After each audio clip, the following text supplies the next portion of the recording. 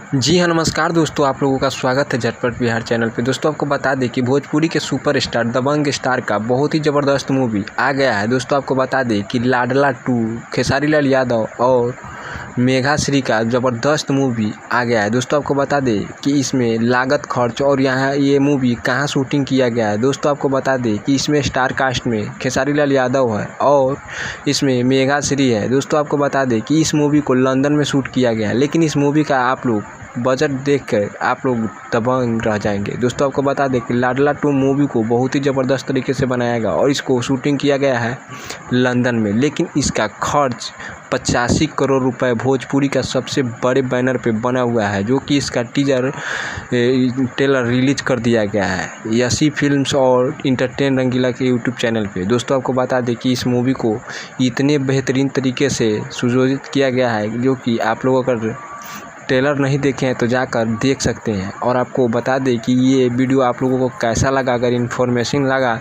तो वीडियो को एक लाइक कर दीजिएगा, चैनल को सब्सक्राइब कर दीजिएगा। दोस्तों आपको बता दें कि इस मूवी को लंदन में बहुत ही बेहतरीन जगह पे शूटिंग किया गया है, क्योंकि इतने महंगे शहर में अगर शूटिंग होगा लाडला 2 तो खर्चा तो होगा भैया, लेकिन इसमें 85 करोड़ रुपये का खर्च हो गया है।